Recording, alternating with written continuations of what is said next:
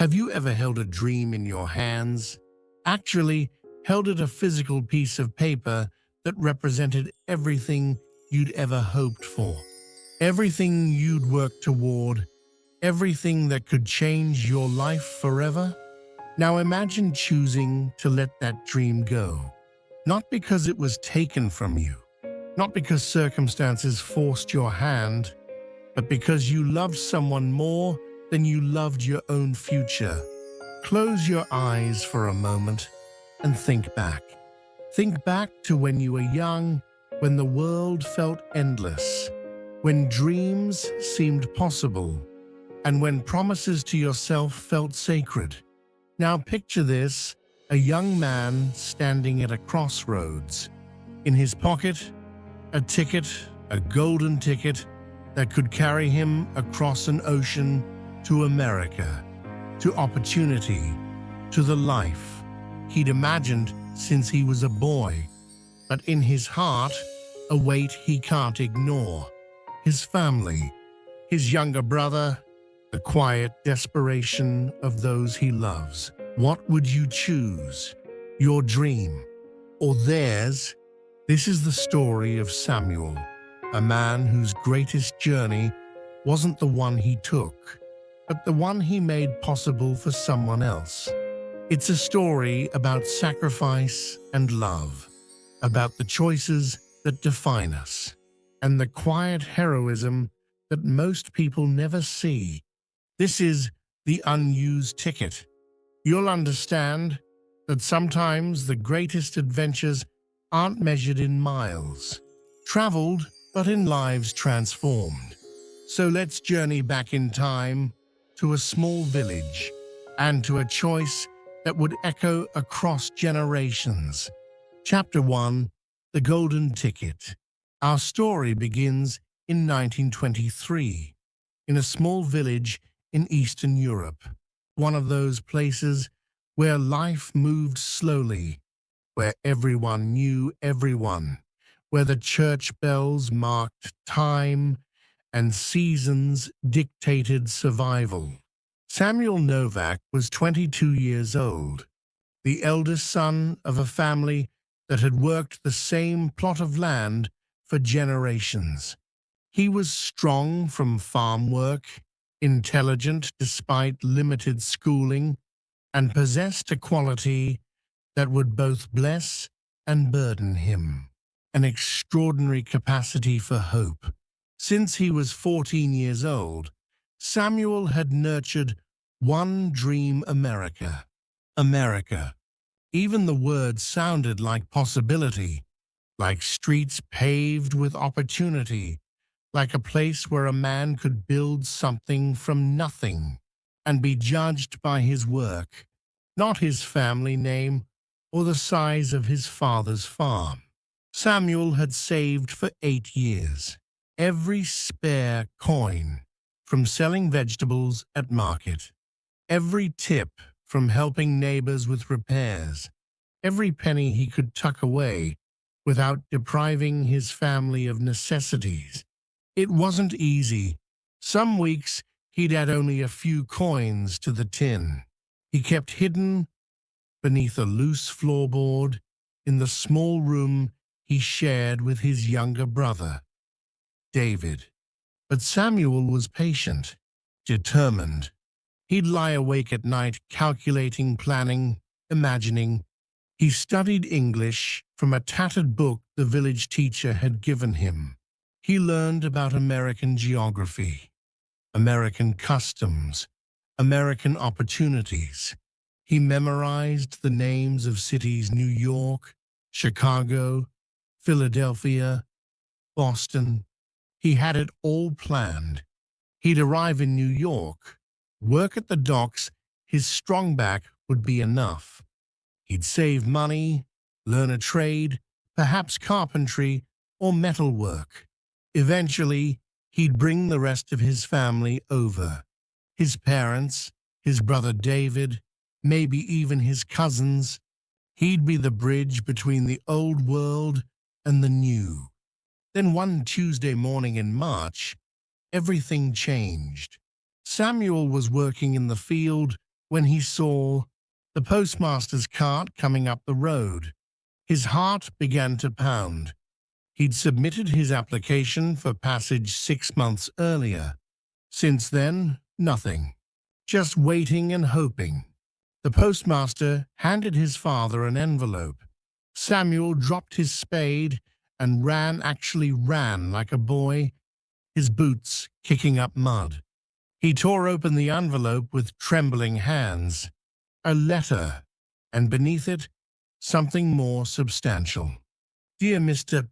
Novak, your application for third-class passage aboard the SS Baltic has been approved. Your departure is scheduled for April 15th, 1923, from Hamburg, Germany. The ticket itself was beautiful, ornate script, official stamps. His name, his actual name, printed on a line that said, passenger. It was real, tangible.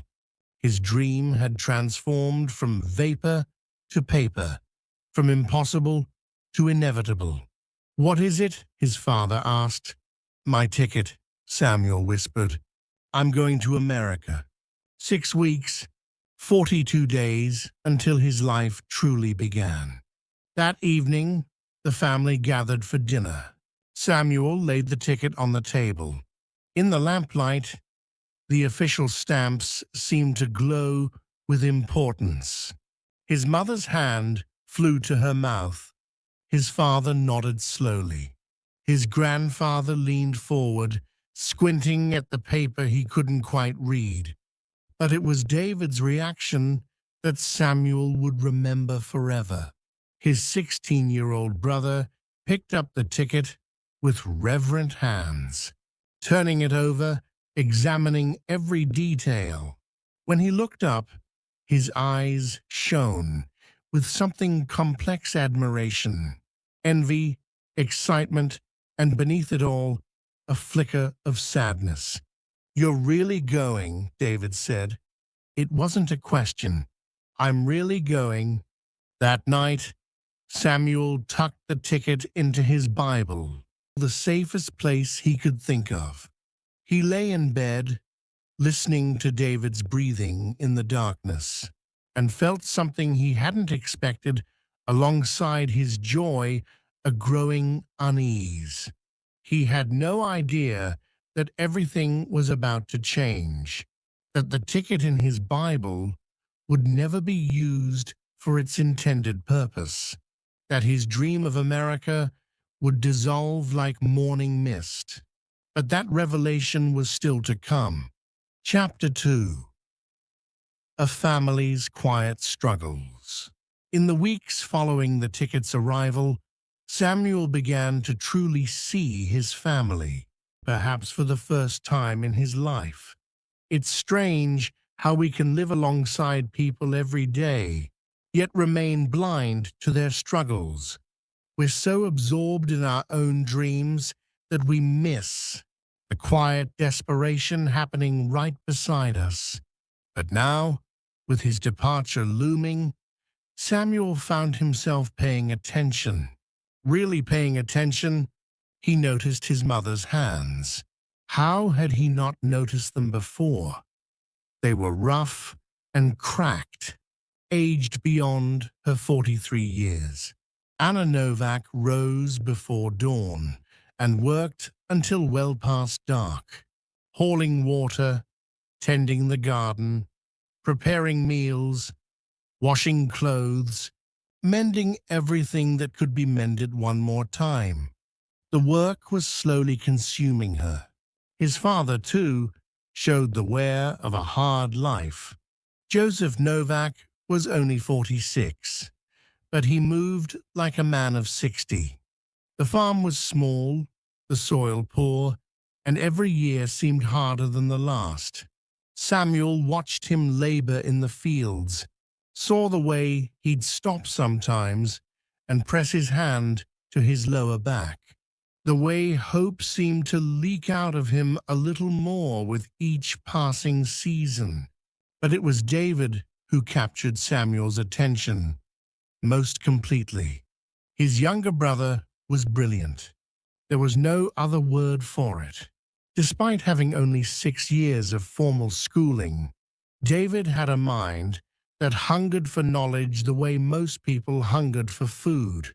He read everything he could get his hands on. Books borrowed from the teacher, newspapers when they could afford them, even the back of seed packets. He'd memorize poetry, work through mathematical problems, scratched in the dirt with a stick, teach himself history from texts that were decades out of date. David should be in school, their teacher, Mr.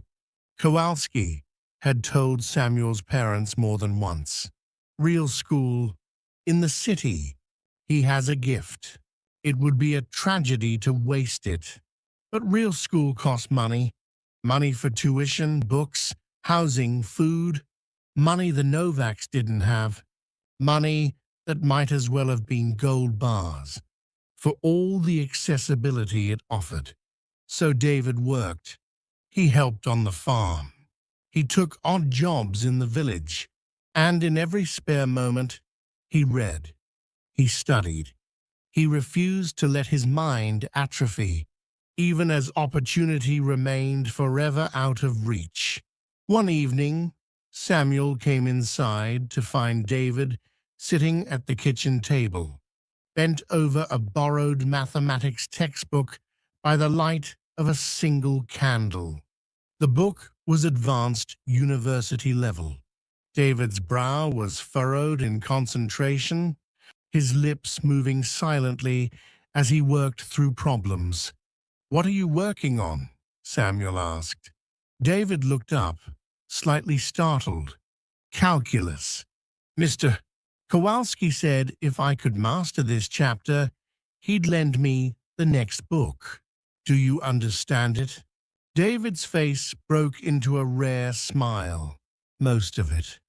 There's a section giving me trouble, but I think I'm close to figuring it out." Samuel sat down across from him. "Mr. Kowalski says you should be at university." The smile faded. David looked back at his calculations. "Mr. Kowalski says a lot of things.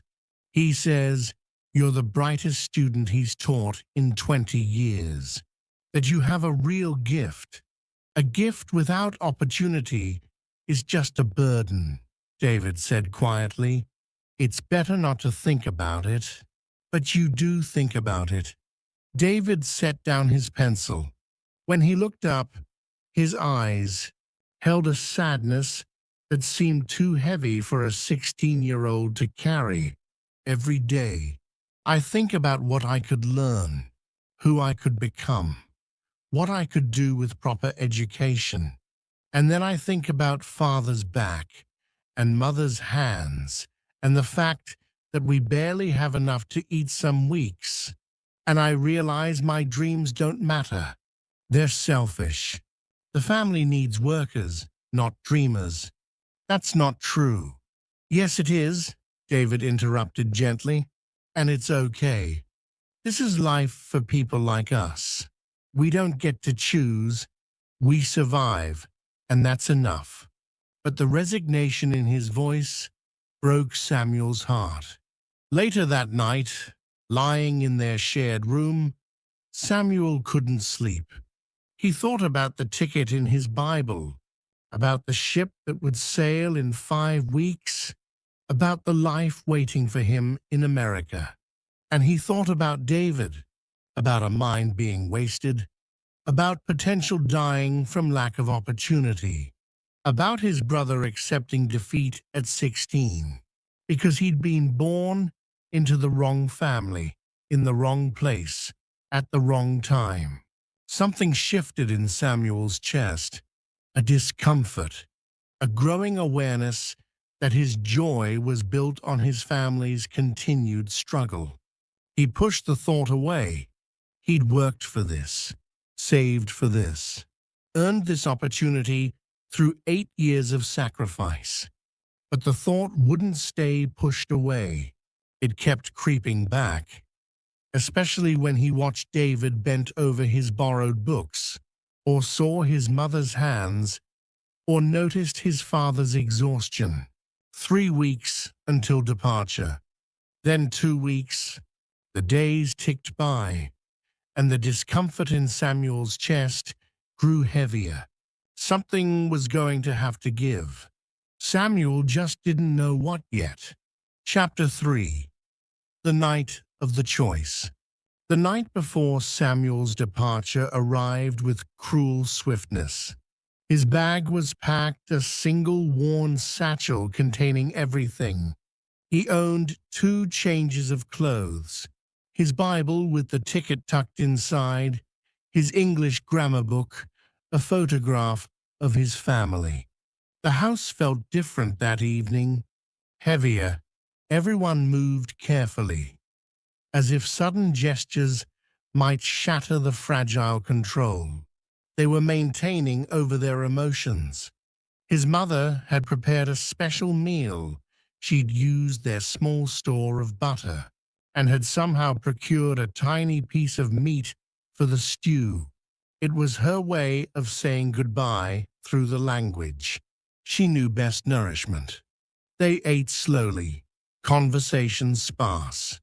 His father offered practical advice about the journey. His mother reminded him to write immediately. His grandfather told a rambling story about his own youth.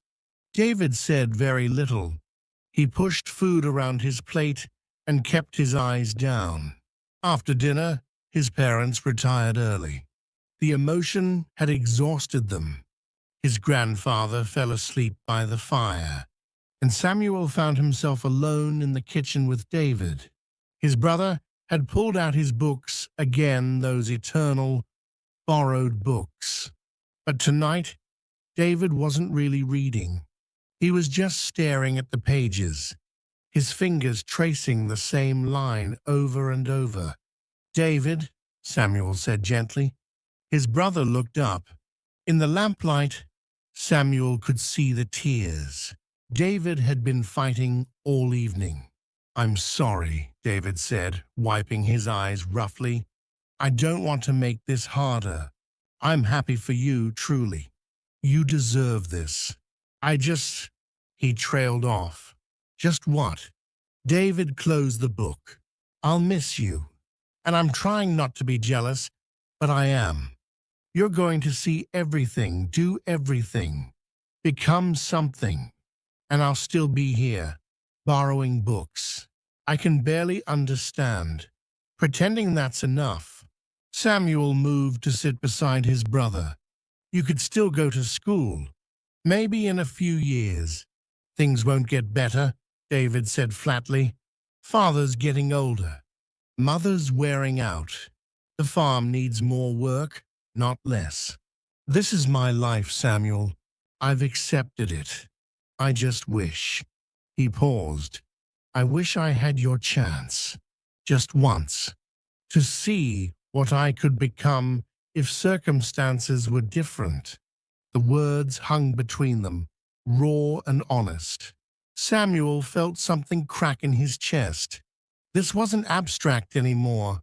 This was David, his little brother, his best friend, explicitly saying he wanted what Samuel had. They talked for another hour, then Samuel went to bed. But sleep wouldn't come. Around midnight, Samuel heard movement. David had gotten up and returned to the kitchen table with his books. Curious, Samuel followed quietly. David sat hunched over his calculus text, but he wasn't working problems. His head was in his hands, his shoulders shaking silently. Samuel stood in the doorway, frozen. He'd rarely seen his brother cry. David was steady, pragmatic, composed.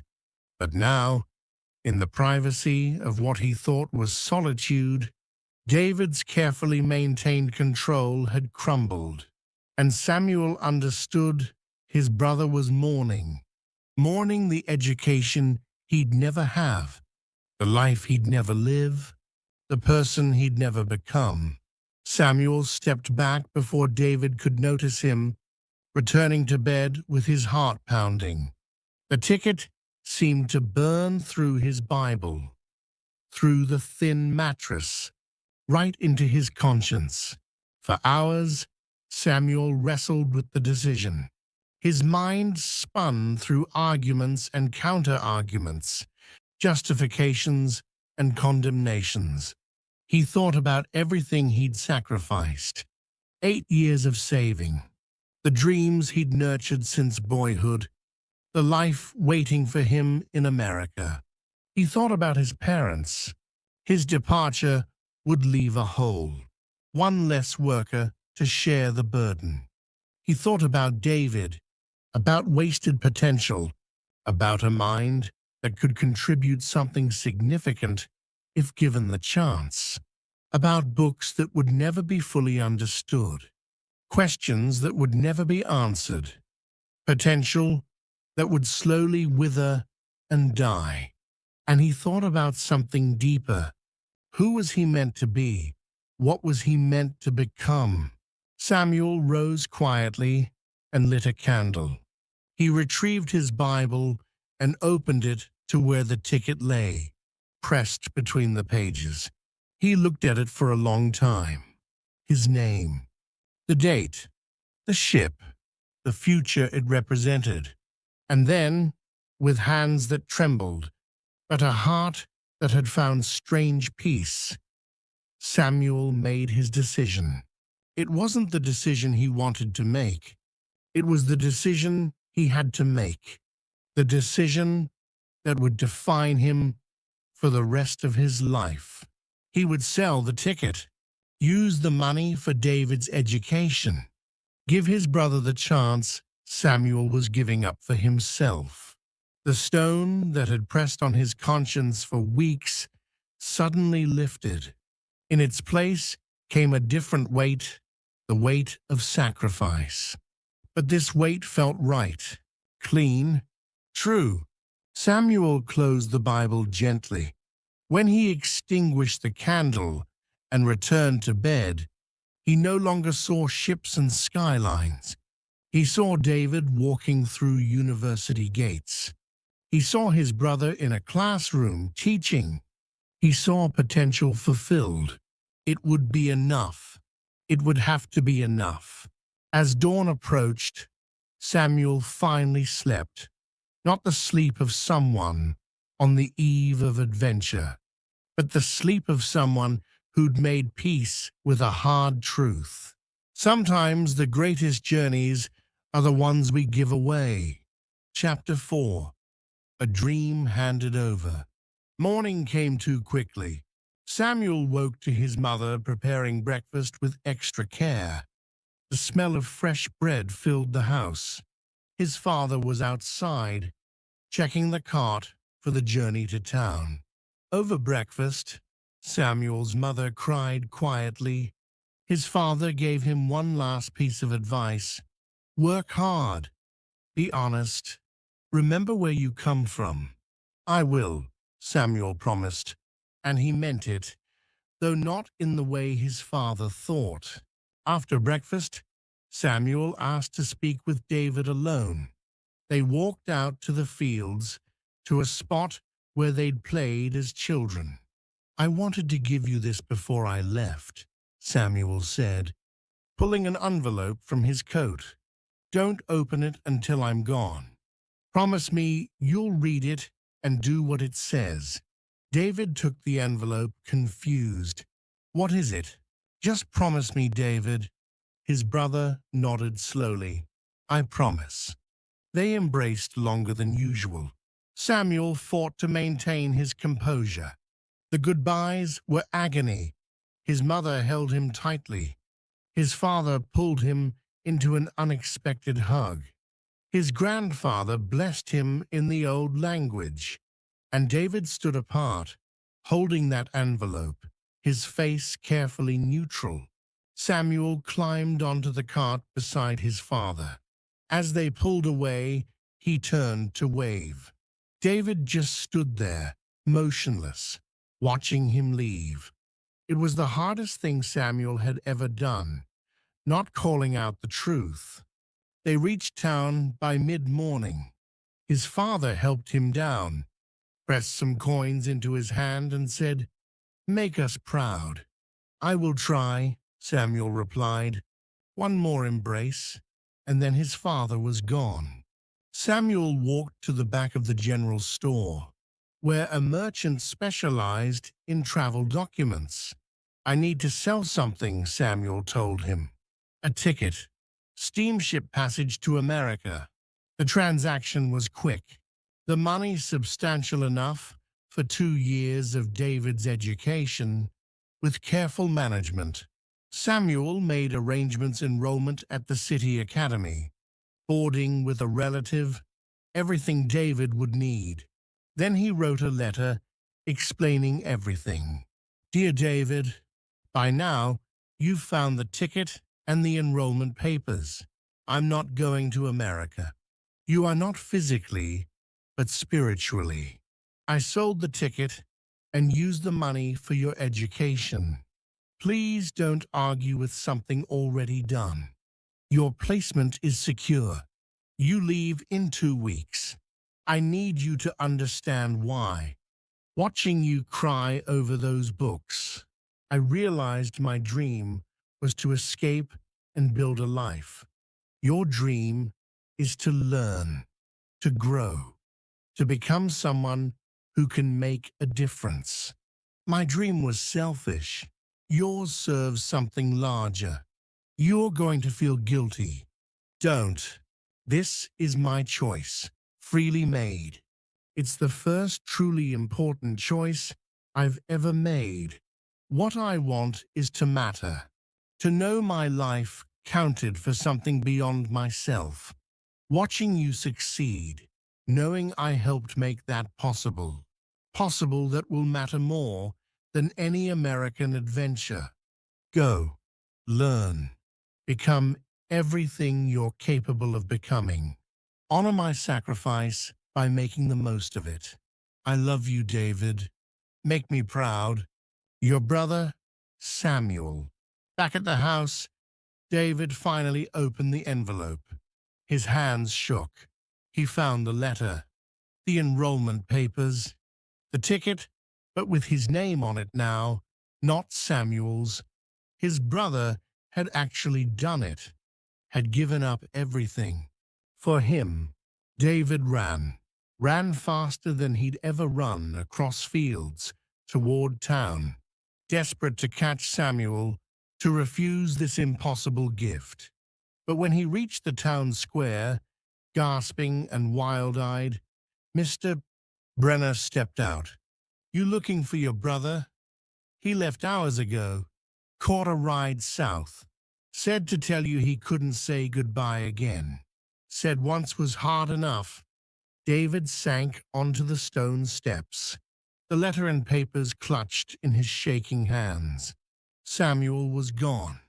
The sacrifice was made.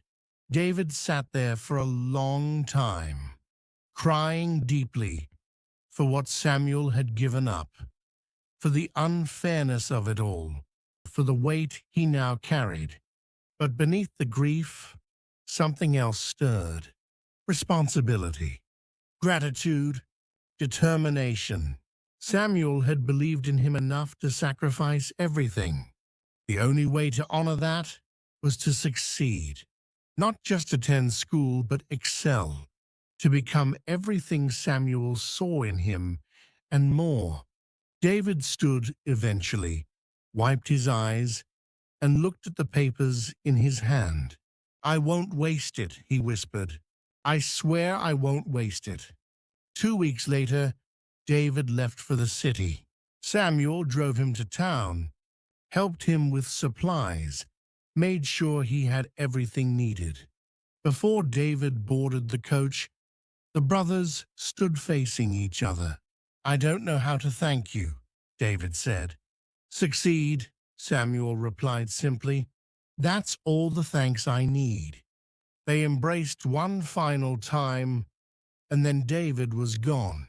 Samuel walked back to the farm, feeling the weight of his choice settle into permanence. His ticket to America would sail without him. But the journey beginning today would take much longer and go to stranger places than New York. He was 22 years old, and his life was already decided. No adventure, no escape, no reinvention. Just this: the village, the farm, the mill where he now worked 6 days a week. Some mornings, Samuel woke with regret burning in his chest. But then David's letters would arrive. Dear Samuel, I arrived safely. The city is overwhelming, but then I walked through the academy gates, a library with thousands of books, laboratories with real equipment. I stood in the entrance hall and cried, knowing this was only possible because of you. I promise you, I won't waste a single moment. The letters kept coming. Every week, David wrote about his studies, his challenges, his victories.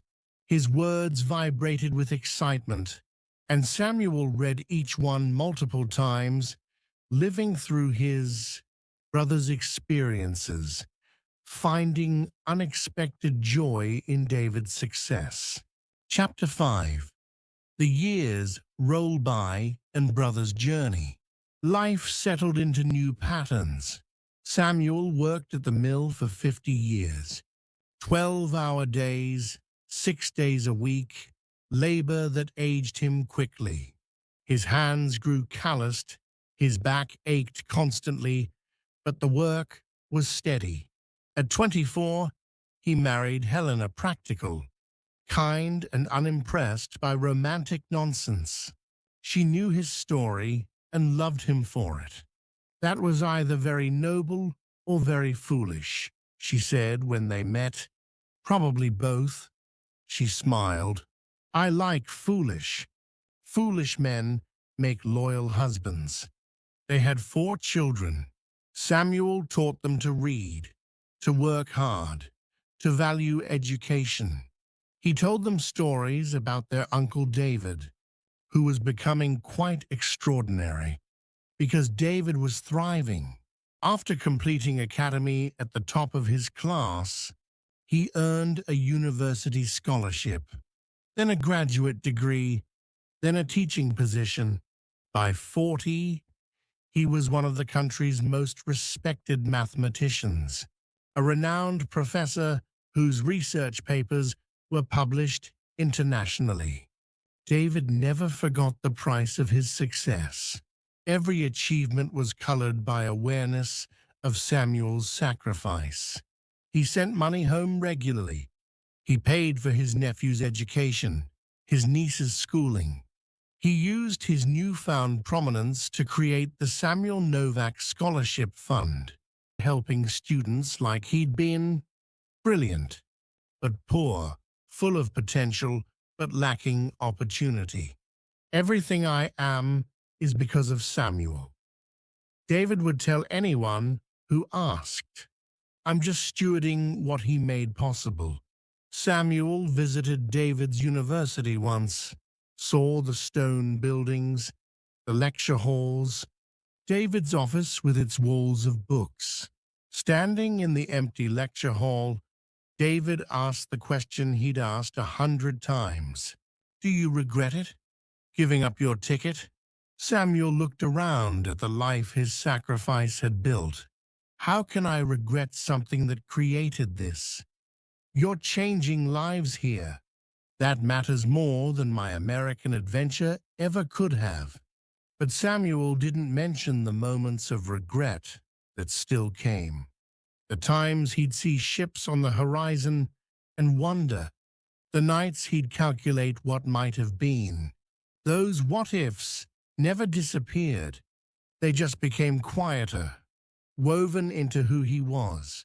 At 55, David received his field's highest honor, a prestigious award for lifetime achievement. The ceremony was formal, attended by the country's academic elite, covered by newspapers. David's acceptance speech was brief. The person who truly deserves this award isn't here tonight. He's back in our village, working at a mill, living a quiet life. His name is Samuel Novak. He's my older brother. When we were young, he had a ticket to America, for a chance to escape poverty and build a new life. Instead, he gave me that ticket. He sold it and used the money for my education. He stayed behind so I could move forward. He gave up his dreams so I could chase mine. Every book I've written, every student I've taught, every contribution I've made, all of it exists because a 22-year-old man loved his brother more than he loved his own future. So this award belongs to Samuel. I'm just accepting it on his behalf. The audience sat in stunned silence, then rose in standing ovation. The newspapers picked it up. Mathematician credits brother's sacrifice. The unused ticket. One man's sacrifice changes two lives. Suddenly, Samuel's story was public. People in the village knew the whole truth. Samuel's co-workers read about him in the paper. Samuel, uncomfortable with attention, tried to downplay it. I just did what any brother would do. But people disagreed. Not any brother would have done what Samuel did. Most people would have chosen themselves. David used his prominence to expand the scholarship fund. Your sacrifice shouldn't be singular, he wrote to Samuel. It should multiply. This fund will help hundreds. Samuel was 62 when the first Samuel Novak scholar graduated, a young woman from a farming family, first to attend university. David arranged for her to meet Samuel. She shook his hand with tears in her eyes. "Thank you," she said. "When I won the scholarship with your name, my parents said it was like someone finally understanding us. You made that possible." Samuel didn't know what to say. He'd never thought of his choice as making anything possible beyond David's education. But here was proof his sacrifice had created ripples that would touch lives he'd never meet. As Samuel aged, as his body broke down from decades of mill work, he began to see his life differently, not as a life of lost opportunity, but as a life of multiplication. His unused ticket had become dozens of tickets. His sacrifice had become a template. David visited regularly, often bringing his children and grandchildren. The two brothers would sit together and talk. "Do you ever regret it?" David still asked. Samuel's answer had evolved. "I regret what I lost. I regret never seeing America, never having that adventure, never knowing who I might have become. Those regrets are real, but I don't regret my choice. There's a difference." David nodded. "Thank you for choosing me. I didn't choose you," Samuel corrected gently. "I chose love. You're just who that love was for." Chapter 6. A Family's Gratitude. The gathering was Helena's idea. "You're 70 years old. David's 64. The family should come together. Everyone, while there's still time." So they planned it, a reunion at Samuel and Helena's modest home. All the children and grandchildren. David and his family. 3 generations. The day arrived in late summer. People began arriving in the morning. The small house couldn't hold everyone, so they set up tables in the yard. Neighbors contributed food. Children ran everywhere. 27 people, all connected by blood and love, and the complex web of choices that shape families. After the meal, as the sun began its descent, David stood and tapped his glass. The chatter died down. "I want to say something publicly," David began. something the younger generation needs to fully understand. He told the story, the ticket, the sacrifice, the choice that changed everything. We all know pieces of the family history, but I don't think you fully understand how we got here, how I became a professor, how I was able to help with everyone's education. He paused, his eyes finding Samuel. It starts with a ticket. Samuel was 22, and he'd worked 8 years to save for that ticket. It was his dream, his escape, his future, his chance at something bigger. But Samuel looked at me, his younger brother, smart, but with no opportunities, and he made a choice. He sold that ticket, used the money to send me to school. He gave up his dream so I could pursue mine. There were murmurs around the gathering. Some hadn't known the full story. Everything I became, the professor, the researcher, the scholar, all of it exists because Samuel stayed here, because he chose me over himself, because he loved me more than he loved his own future. David's voice grew thick with emotion. Every book I wrote, you wrote. Every student I taught, you taught. My name is on the work, but your sacrifice is in every page. And it wasn't just me. Look around. Joseph, your technical school paid for with my salary, made possible by Samuel's sacrifice. Anna and Rosa, your teaching certificates, same thing. Peter, your art education, same source. All the opportunities you've had trace back to that ticket Samuel didn't use. He walked over to Samuel, pulled him to his feet, and embraced him. Thank you, David said loud enough for everyone to hear, for everything, for believing in me, for sacrificing for me, for making everything possible. The family erupted in applause. One by one, people stood. Samuel's children hugged him.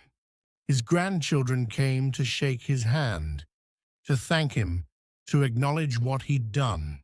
It was clear Samuel's unused ticket had become a family legacy. Later, when most had gone, Samuel and David sat together under the stars. I didn't want all that fuss, Samuel said quietly. I know, but people needed to hear it. They need to understand that success doesn't happen in a vacuum. Someone always pays a price. In our family, you paid it. I paid nothing. I just made a choice. A choice that cost you everything. Samuel was quiet. Do you want to know the truth? The real truth I've never said out loud. Always. Part of me small, but it's there still resents you. Not for succeeding, but for getting to find out. You know who you became. I'll die never knowing who I might have been. Samuel. But that resentment is small. Most of me is proud, grateful, at peace. Watching you succeed, seeing what my choice made possible, that's been worth it. Not always easy, but worth it. David gripped his brother's hand. I wish you'd gotten to go. I did have an adventure, Samuel said softly. Just not the one I planned. My adventure was loving you enough to let go. Raising my children. Building a life with Helena. Being part of something bigger than myself. That's something. They sat in silence. Two old men, reflecting on lives that had diverged from a single choice, yet remained inextricably intertwined. Thank you for tonight, Samuel said finally, for telling the story, for making sure everyone knew. I didn't realize how much I needed that acknowledgement until I had it. The stars wheeled overhead. Their families slept children and grandchildren and great-grandchildren, all connected by the echoing consequences of choices made long ago. Samuel's unused ticket had carried them all, and somehow that was enough. More than enough. Everything. Chapter 7. The Unused Ticket. Samuel died 3 years later at 73, peacefully, in his sleep. Just a heart that had worked hard for too long, finally resting. The funeral was enormous. Family, co-workers, neighbors, scholarship recipients coming to honor the man whose sacrifice had created their opportunities. David delivered the eulogy. My brother Samuel never saw America, never crossed an ocean, never had the adventure he dreamed of, but he took the most important journey. Any human can take the journey from self to service. Samuel could have gone to America. Should have, really. He'd earned it. But he looked at me and made a different choice. He chose love over adventure, family over self, sacrifice over safety. One unused ticket became hundreds of journeys. One man's surrender of his dream became many people's realization of theirs. The greatest journeys aren't always the ones we take ourselves.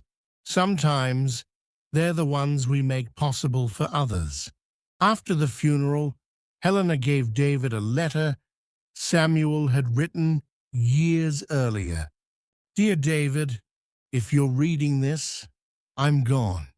I'm writing to make sure you understand I have no regrets. Could I have gone to America? Yes. Do I wonder about that other life? Of course. But the life not lived can't compete with the life actually lived. Real is better than imagined. Always. Thank you for justifying my sacrifice. Thank you for not wasting the opportunity. Thank you for building the scholarship fund, for multiplying my single act into dozens of transformations. My unused ticket didn't go to waste. It carried you where you needed to go, and through you, it's carried countless others. Tell my grandchildren that their grandfather's greatest achievement wasn't anything he did for himself, but what he enabled others to do. Tell them love sometimes looks like letting go. I've lived a good life, not the life I imagined at 22, but a good life. I've been loved. I've been a father, a husband, a brother to someone remarkable. That's enough. More than enough. Your brother, always, Samuel. David wept reading it. Samuel had given him everything, and in death, given him one final gift: permission to be free of guilt. 10 years later, David passed away. His will requested burial beside Samuel. I want to rest beside my brother, the man who made everything possible. The brothers rest side by side now. Samuel Novak. He gave his ticket so others could journey. David Novak. He journeyed so others could give. The Samuel Novak Scholarship continues today, having helped over 300 students. One unused ticket. Generations of transformation. Closing reflection. Samuel never saw America, never crossed that ocean, never experienced the adventure he worked 8 years to afford. But did his ticket go unused? I think Samuel would say no, emphatically no. His ticket sent his brother to school.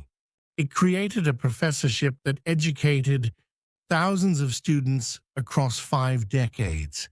It established a scholarship fund that opened doors for hundreds of young people from poor families.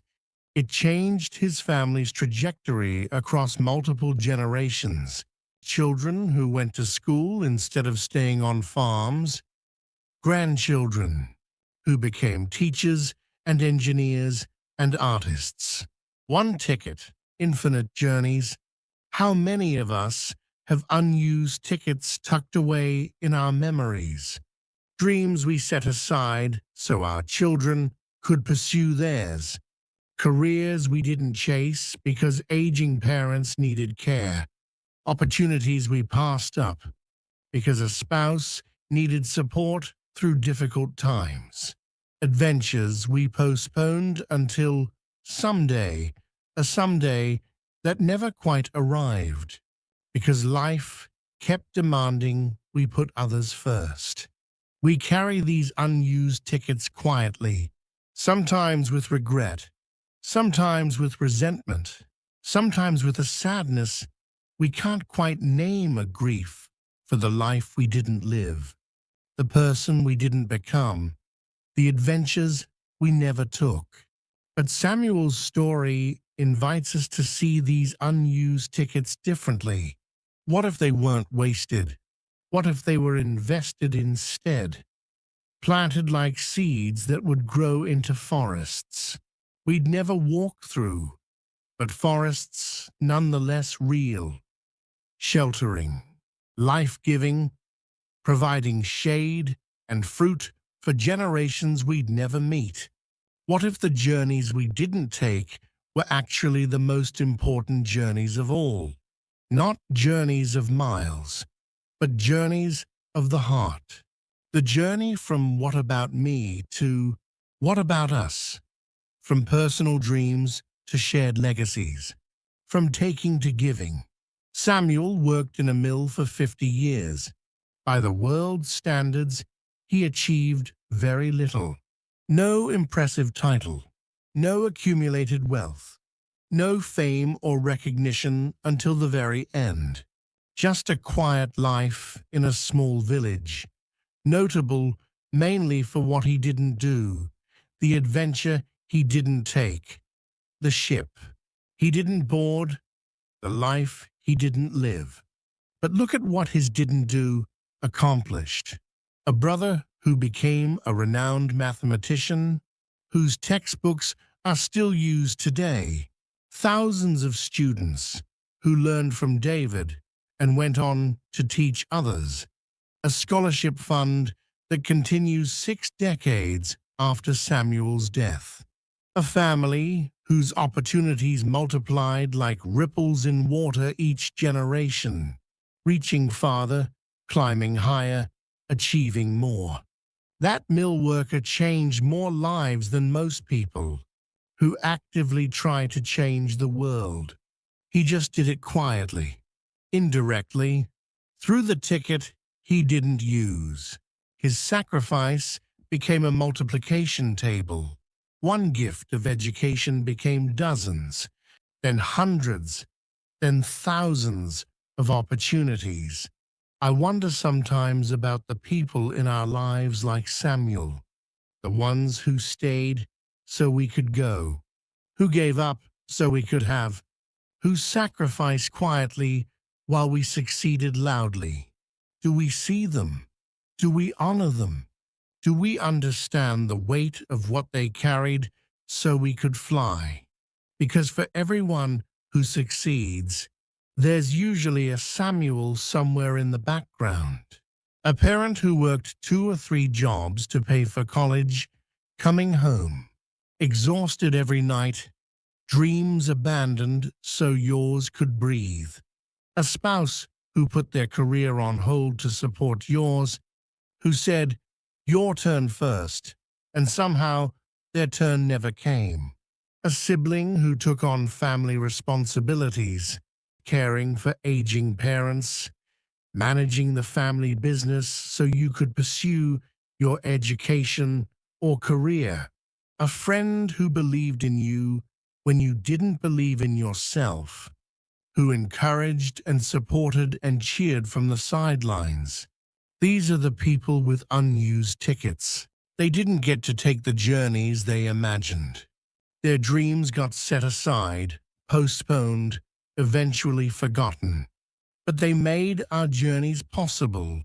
And that matters. That counts. That changes everything. Music rises slightly. If you're listening to this, and you're Samuel, if you're the one who sacrificed so others could flourish, I want you to know something important. Your ticket wasn't wasted. Not for a single moment. It was invested in the most valuable commodity in the universe, another human being's potential.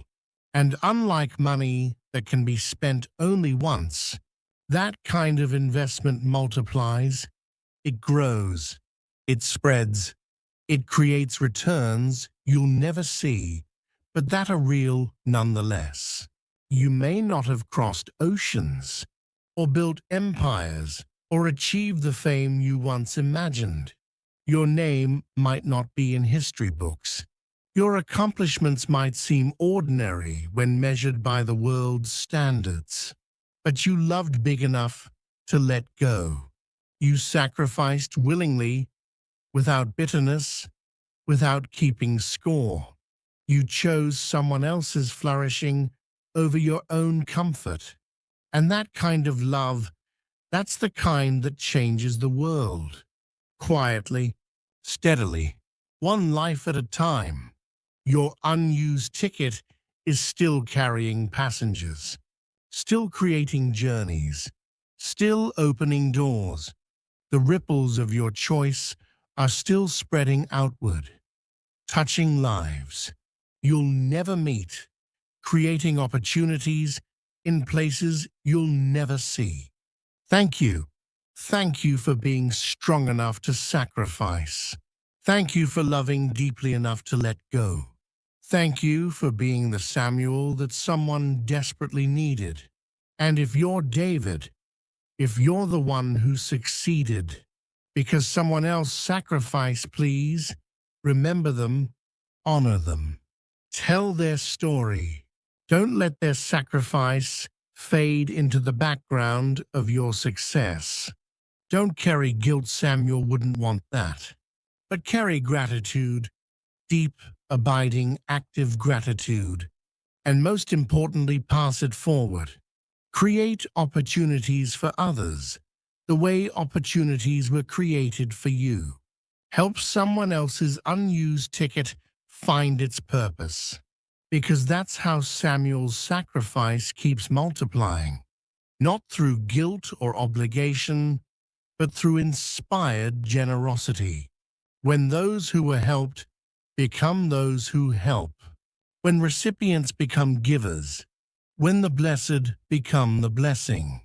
That's how unused tickets keep traveling, by inspiring those who benefit to purchase tickets. For those who come after. Before we part, I want you to do something. Think about your life right now. Today, is there someone sacrificing for you? Someone giving up pieces of their dream so yours can breathe? Someone working quietly in the background so you can succeed in the spotlight? See them, really see them. Acknowledge what they're doing. Thank them while there's still time. Don't let Samuel's story be a cautionary tale about sacrifices that go unrecognized until it's too late. And then ask yourself a harder question. Whose Samuel can I be? Who needs my unused ticket? What dream might I need to set aside, not forever perhaps, but for now, so someone else's dream can take flight?